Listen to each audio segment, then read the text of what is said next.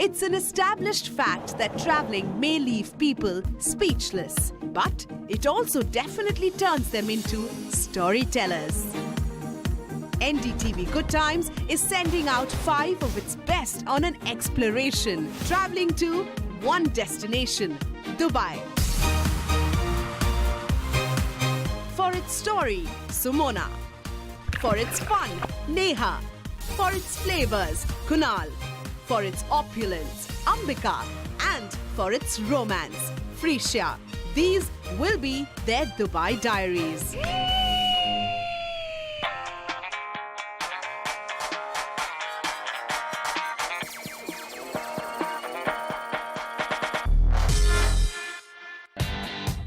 Meet Sumona Chakravarti. This talented actress has probably tickled your bones every other night on Indian television. And now she's on a mission. Wow. Her destination, Dubai. Her agenda, to explore all the famous attractions and iconic landmarks of Dubai. The Burj Al Arab. Her journey, starting from the very beginning, tracing the story of Dubai to its modern-day avatar. Wow. So get ready for the first chapter of Dubai Diaries. This is where every building reaches for the sky and every traveler finds a place to dock, where the very old meets the ultra-modern. Marhaba, welcome to Dubai. Every traveler has a different way of exploring a destination, and I definitely want to visit all the famous attractions of Dubai. Well, I have my list in place, but I want to see the soul of the city and to get to really understand it through its people and culture.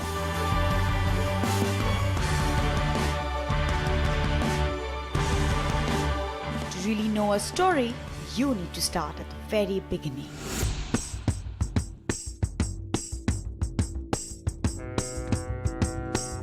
And this is where it all began, many years ago. A busy Dubai creek in the middle of a vast desert, where traders from all over the world came. And today, Dubai is a buzzing hub for travelers like me and you.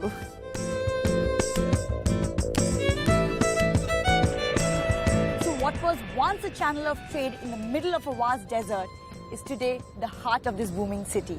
From simple dwellings in a trading port, the Al Maktoum family led this city to become a powerhouse of culture, trade, and business. And my own country is part of the story.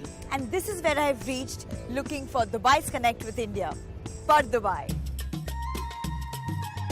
This served as a gateway to trade and cultural exchange from the Indian peninsula.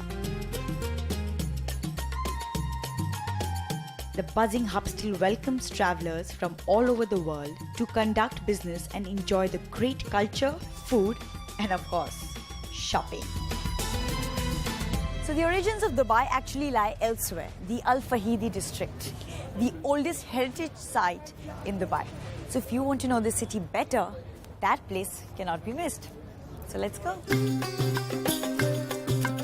I am meeting Dalia Qaid, who will give me an insight into this important southern shore of the Dubai Creek. Right now we're in the Bastakia, which is in the Al Fahidi district, and basically this is where we lived from 1795 all the way up until the 1970s. These kinds of houses, in the summertime you cannot sleep inside of them because of the lack of airflow. These towers that come out of the houses, these towers are wind towers. It captures wind from any direction, and then that room would change temperature. By the 1980s, the government bought all of these houses that were here. So they wanted to save it as a heritage site. We really want people to get to know us on another level. People are coming to see big buildings and all of the new and modern things in Dubai, but also there are things of the past that are still very alive here until today. So we want people to be able to see both. Dalia is part of an endeavor to preserve the past in all its glory with a non-profit organization called the Sheikh Mohammed Center for Cultural Understanding, or the SMCCU. SMCC, really what it's all about is the concept of open doors, open minds. We want to be able to open our doors for everybody, and this idea that we want to offer Emirati culture. And what is dating like? Do you have a family member with you? We don't date for 7 years or 6 years. People from all walks of life get to come and ask us questions about our culture where no question is off limits, no question is offensive, and no question is silly.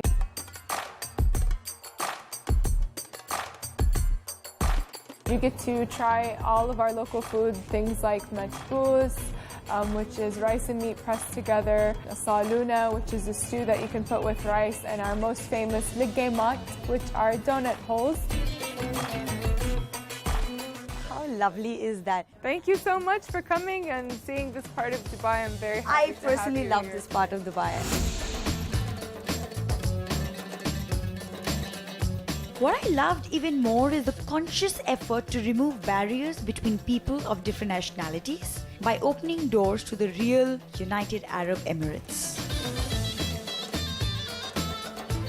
You know, this place is so beautiful. I'm so in love with it.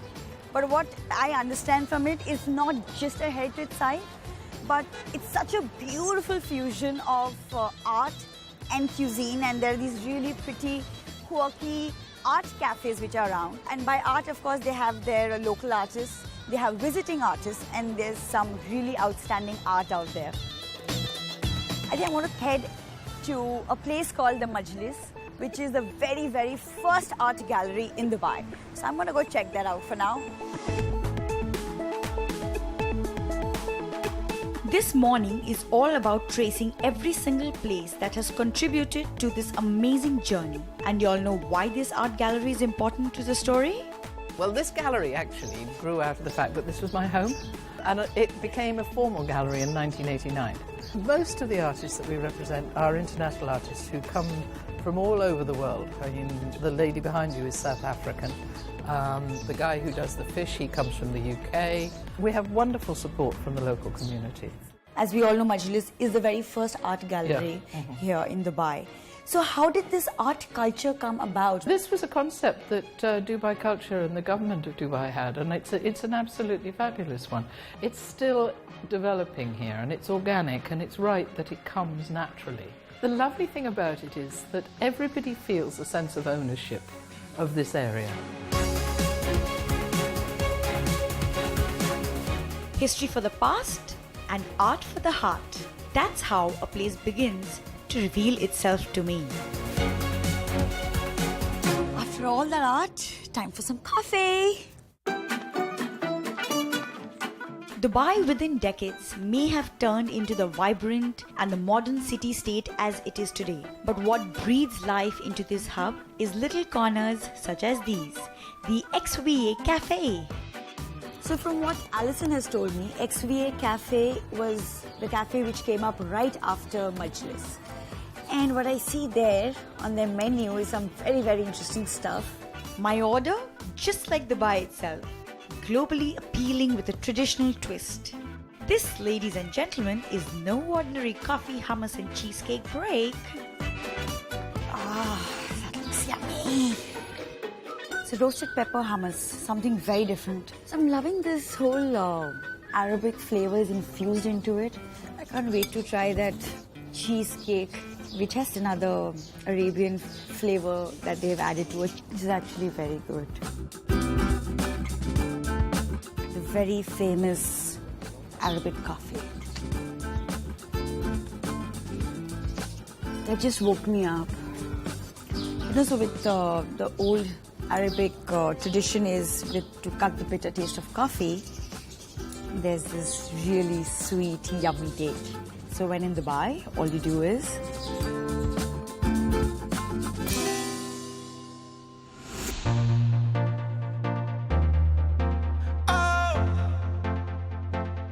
So after the Al Fahidi district, I decided to indulge in some R&R at the Kite Beach. A beach sounded like the perfect way forward in my journey to understand Dubai. While I'm still trying to let the past sink in, I come face to face with 21st century on the Kite Beach. There's so much to do here. It's really stunning, colorful kites and families having picnics, children making sandcastles. Being a Mumbai girl, of course I have an affinity towards watching the sea. It's also another way that a city defines itself with the life on its waters. Dubai clearly is vibrant and buzzing with life. You know, this kite flying is looking very exciting and too much fun, but like I don't think I want to get so adventurous. So I think I'm going to watch him do it, and I shall get a little more comfy right there. Call me spoiled, but I like things, how should I put it? A little more luxurious? Celebrities flock Dubai for its hotels. The level of luxury in the city is unmatched.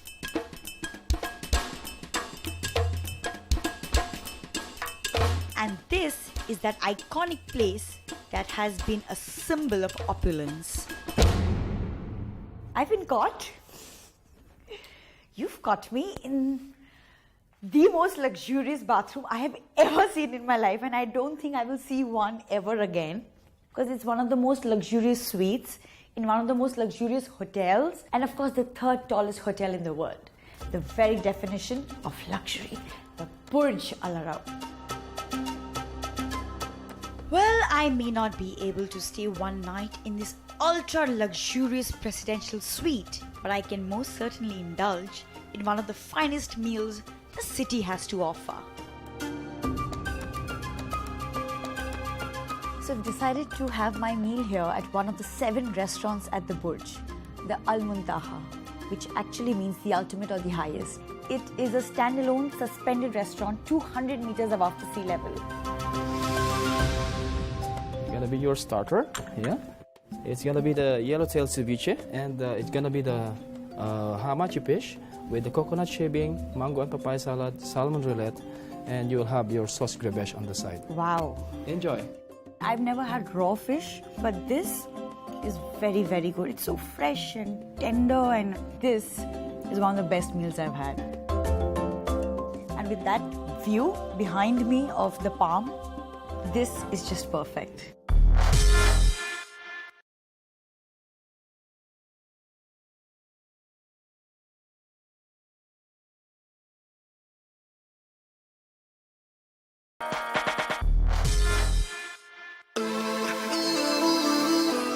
I've spent a whole day exploring the past of Dubai, and today I continue my journey of Dubai Diaries by checking out the modern marvels that have pinned the city on every traveler's map.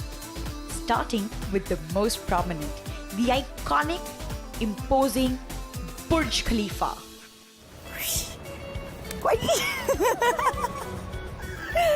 So Burj Khalifa definitely tops my list. Okay, so I've seen the Eiffel Tower in Paris. This is 3 times the size of that. So imagine. And the weight of concrete of this building, it's equivalent to the weight of about 100,000 elephants. That is the tallest man-made structure in the world and the tallest freestanding structure in the world. Like, wow. When we decided to do a tower, the aim was not to copy any tower. We want this tower to be number 1. Burj Khalifa is the first tall tower, has more than 900 apartments. So imagine your home above the sky. Shocked, are you? Let me add to the list of insane facts and figures. The Burj was constructed by more than 30 contracting companies from across the world and 100 nationalities of workers. This is where you see science meet art. Burj Khalifa can be seen from a distance 95 kilometers. The construction phase took around 6 years, and we inaugurated Burj Khalifa on 4th of Jan 2010. People come and see it and live in it.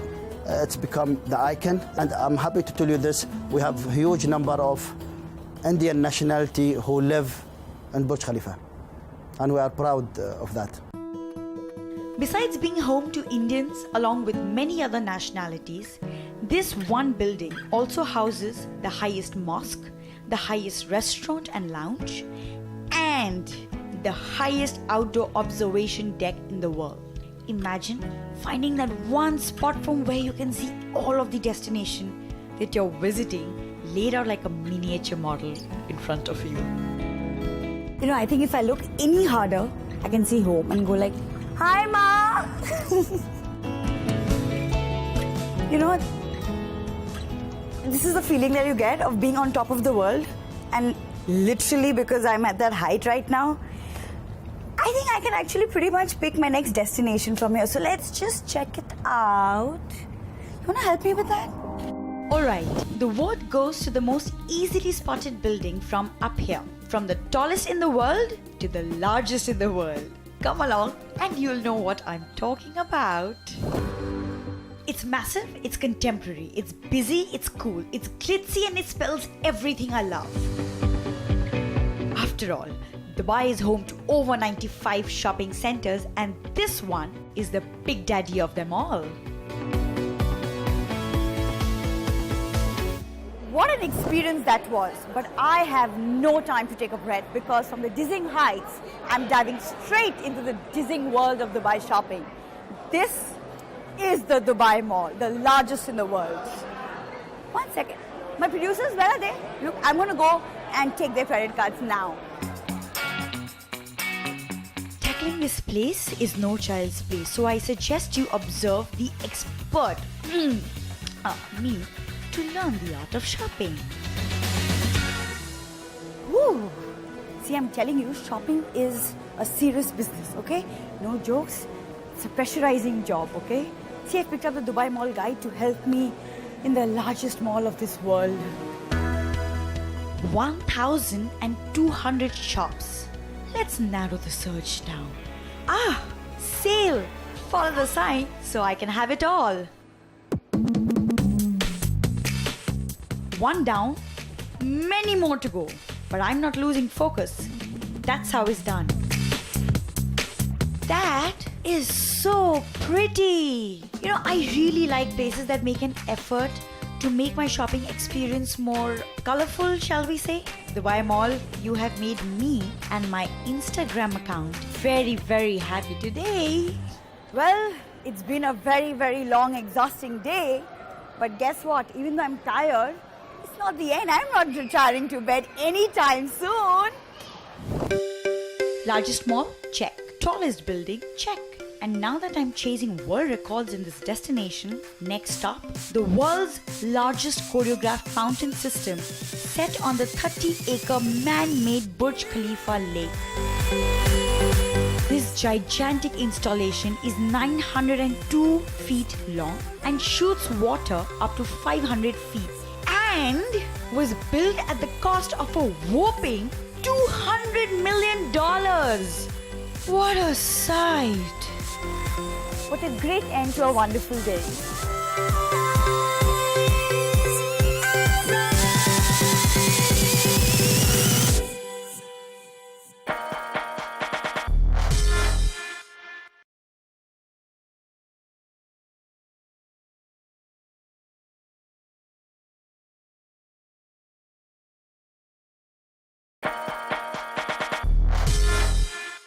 Good morning, everyone. Yes, I know it's my last day in Dubai and I intend to make the most of it. And this is what I've been waiting for, to fly over the beautiful palms and the world islands. I can't keep my chopper waiting any longer. I'm gonna go. Bye-bye.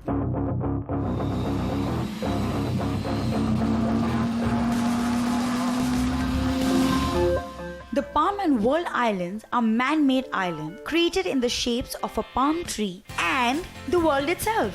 Confused? Okay, let me explain. The Palm Jumeirah and the Palm Jebel Ali is an island that takes the form of a palm tree topped by a crescent. Palm Jumeirah consists of a tree trunk, a crown with 16 fronds, and a surrounding crescent island that forms an 11-kilometer long breakwater. Now, the island is actually a series of islands connected together, made to look like a palm tree. And the best way to see these stunning creations isn't from the ground, it's from the sky, just like me. See, that's the Burj Al Arab and Atlantis And Burj Khalifa. What? It's still higher than my chopper. Wow.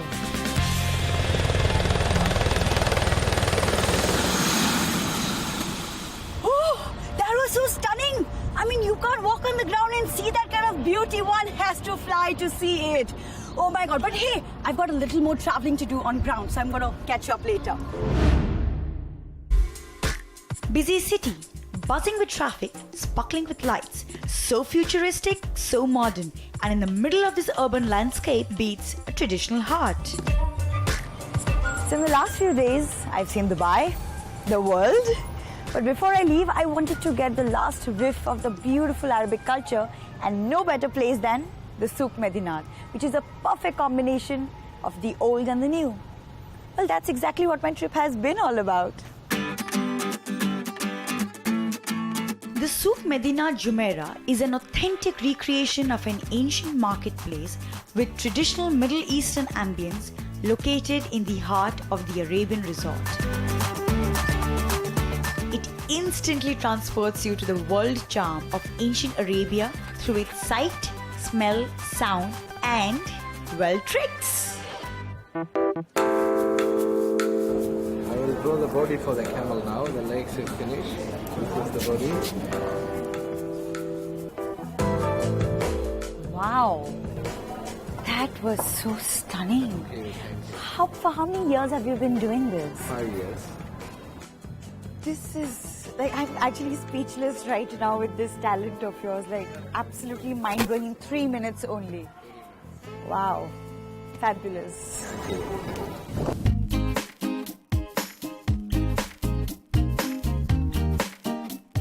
Who wouldn't want to spend an evening in a place that truly is a unique shopping, dining, and entertainment destination in itself? So my first Abra ride at the Dubai Creek obviously was in the middle of the day amongst the hustle bustle. And in comparison to that, here we are. My last Abra ride, for the trip at least, in this beautiful place at the Medina Jumeirah. So this is what old Dubai must have been like. Old traditional houses, these beautifully lit lamps, colourful. This lovely cool breeze that feels very relaxing.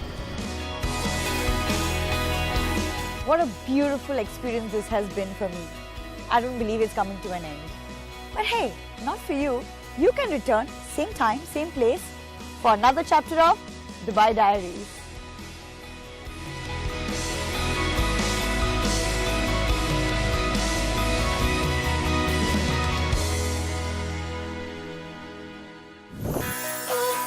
Now that you've been teased by Dubai's famous attractions, come back to plan that big fat Indian holiday with Neha Dikshit on the next chapter of Dubai Diaries. This is a sheer 90-degree door. Wish me luck.